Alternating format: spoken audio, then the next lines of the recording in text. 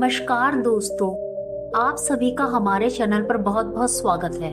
दोस्तों, आज हम आपको सुनाने जा रहे हैं एक सरल भक्त की अद्भुत कहानी जो अपनी सादगी और भक्ति के माध्यम से भगवान का दर्शन प्राप्त करता है। एक गांव में एक परिवार था। उस परिवार में एक बच्चे का जन्म हुआ। समय के साथ वह अब 20 वर्ष का हो चुका था। उसमें कोई भी दुर्गुण नहीं था। वह बहुत सरल था। उसमें बस एक ही कमी थी कि वह खाता बहुत था। खाना खाने के लिए जैसे ही वह बैठ जाए तो रुके ही नहीं, खाता ही जाए। किसी ने उससे कहा, अरे बीच में पानी तो पी लिया कर। तो उसने कहा, पहले बीच तो आए।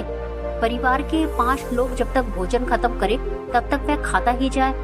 उसमें भोजन के प्रति अत्यधिक रुचि थी। वह खाना खाता और कहता, दाने दाने पर लिखा है खाने वाले का नाम। तभी किसी ने उससे कहा कि तुम तो ये कहो कि बोरे बोरे पर लिखा है खानहार का नाम। लोग इस तरह से उसका व्यंग करते। उसके परिवारजनों ने एक महात्मा से बोला, महाराज ये बहुत खाता है। इस पर महात्मा ने कहा, यह उतना ही खाता है जितना इसका खाता है। महाराज जी ने का उत्तर सुनकर परिवारजनों को समझ में नहीं आया। उन्होंने उसे युवक को कहा कि अब जाओ यहाँ से और कुछ काम तो करते हो नहीं, दिन भर खाते रहते हो। सरल सीधा युवक चल दिया। मार्ग में एक आश्रम के पास ठहरा। तभी आश्रम के शिष्य दिखाई दिए। शिष्यों का स्वरूप हष्ट-पुष्ट था। युवक ने मन ही मन में सोचा, यहाँ बढ़िया है, खाने को खूब मिलेगा, काम भी कुछ नहीं करना। वह आश्रम में गुरुजी से मिलने पहुंचा। उसने कहा, गुरुजी हमें अपना शिष्य बना लो। गुरुजी बोले, ठीक है। गुरुजी से उसने कहा, गुरुजी खाने का क्या प्रबंध रहता है? तो गुरु ने कहा, यहाँ पर 4-5 बार खाने की पंगत बैठती है, तुम भी बैठ जाया करो। उसने पूछा, गुरुजी अगर बुरा न मानो तो हम 5 पंगत में बैठ जाए। गुरुजी ने सोचा, अरे ये तो बहुत खाता है। फिर भी गुरुजी ने कहा, ठीक है बैठ जाया करो। उसके बाद गुरुजी ने गले में गड्ढी की बांध दी और तिलक लगा दिया और राम नाम दे दिया। बोला कि राम नाम का उच्चारण करो और भजन करो। अब उसके दिन अच्छे गुजरने लगे। अब एक दिन उसने देखा कि आश्रम में भोजन ही नहीं बना, न ही चूल्हे जले हैं। बर्तन कढ़ाई सब अपनी जगह व्यवस्थित है। उत्सुकतावश गुरुजी के पास पहुंचा और कहा, गुरुजी आप आज भोजन नहीं बनेगा? तो गुरुजी ने कहा, आज एकादशी है इसलिए आज भोजन नहीं मिलेगा। आज सब लोग पूजन और भजन करेंगे। शिष्य ने गुरुजी से कहा, गुरुजी आज अगर भोजन नहीं मिला तो कल हम द्वादशी देख नहीं पाएंगे। गुरुजी ने शिष्य की व्यथा सुनी और कहा, देखो आश्रम में तो भोजन बनेगा नहीं, तुम एक काम करो, भंडार गृह से थोड़ा सामान ले लो और नदी किनारे जाकर खाना बना लो और पी लो, लेकिन याद रखना बिना भगवान को भोग लगाए मत खाना। इतना सुनकर शिष्य खुशी खुशी आश्रम से खाने का सामान लेकर दाल, तेल, चूना, सब्जी लेकर चल दिया और नदी किनारे चूल्हा जलाकर बैठ गया। जैसे ही भोग लगाने को हो उसे याद आया कि भगवान को भी भोग लगाना है। सीधा सरल आदमी, उसे नहीं पता भगवान को कैसे भोग लगाना है। उसे लगा भगवान कोई मानव है और जैसे वह भोजन ग्रहण करता है ऐसे ही भगवान भोजन ग्रहण करते होंगे। अब वह लगा भगवान को बुलाने, हे प्रभु भोजन बन गया है, आओ पधारो, भोजन पाओ फिर हम भी भोजन खाएं। लेकिन भगवान नहीं है तो भजन गाकर बुलाया, राजा राम आइए, प्रभु राम आइए, मेरे भोजन का भोग लगाइए। भगवान फिर भी नहीं आए। सीधा साधा व्यक्ति अब कहने लगा कि भगवान मुझे लगता है कि आप सोच रहे हैं कि यहाँ रूखा सूखा बना है, लेकिन प्रभु मंदिर में तो आपको कुछ नहीं मिलेगा, मंदिर से जान बचाकर तो हम ही आ रहे हैं। भगवान उसकी इस बात से रीझ गए। तभी भगवान राम माँ सीता के साथ प्रकट हुए। सरल व्यक्ति ने भगवान प्रभु से कहा, प्रभु के साथ यह कौन है? प्रभु ने कहा, हमारी धर्मपत्नी है। उसने मन ही मन सोचा, गुरुजी ने तो कहा था कि एक भगवान आए हैं, यहाँ तो 2 भगवान आ गए। वह भगवान को देखे और भोजन को देखे, क्योंकि उसने भोजन तो 2 ही लोगों का बनाया था, एक और भगवान आ गए। तो उसने कहा, ठीक है आप आए हैं तो भोजन ग्रहण कीजिए। भगवान भोजन ग्रहण कर अंतर ध्यान हो गए। अब जब अगली एकादशी आई तब गुरुजी के पास पहुंचा और गुरुजी को जाकर कहा, गुरुजी वहाँ 2 भगवान आते हैं।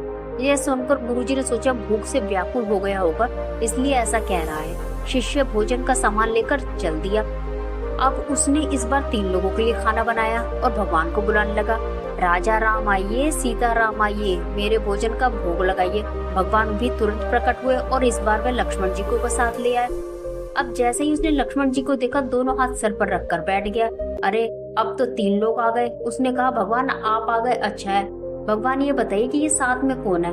भगवान ने कहा, ये मेरे छोटे भाई हैं। शिष्य बोला, प्रभु एक बात बताओ, हमने ठाकुर जी का ठेका लिया है, ठाकुर जी का खानदान का ठेका लिया है।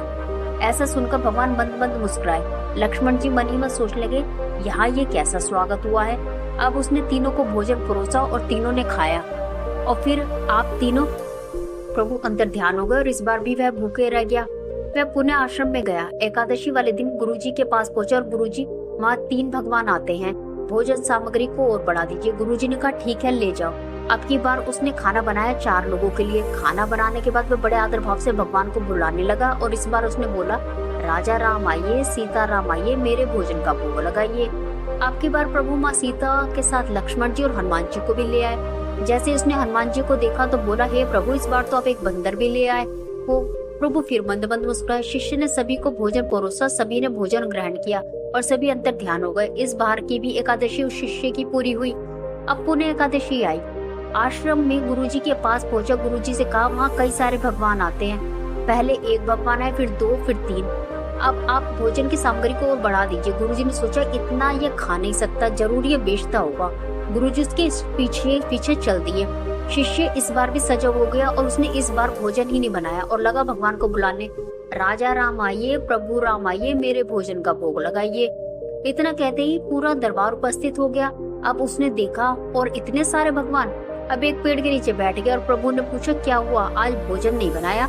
शिष्य बोला, बनाकर क्या करेंगे जब हमें मिलता ही नहीं खाने को, आप ही बना लो और आप ही खाओ। प्रभु मंद मंद मुस्कुराए।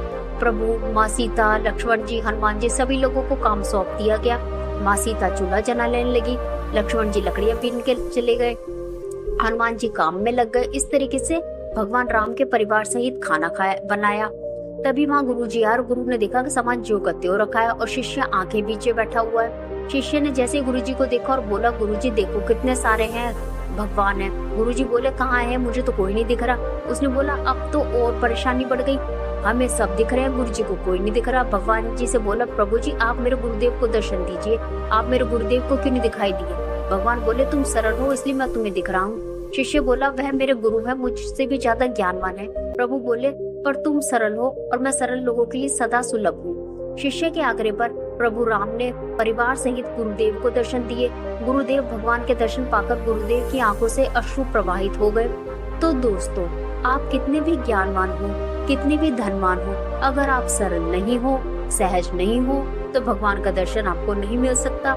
जीवन में सरलता और सहजता दोनों ही जरूरी है। दोस्तों, अगर आपको ये कहानी पसंद आई है तो हमारे वीडियो को लाइक जरूर कीजिए और इस तरह की और कहानियों के लिए हमारे चैनल को सब्सक्राइब करें और बेल आइकन को दबाना ना भूलें। कमेंट बॉक्स में जय श्री राम जरूर लिखें।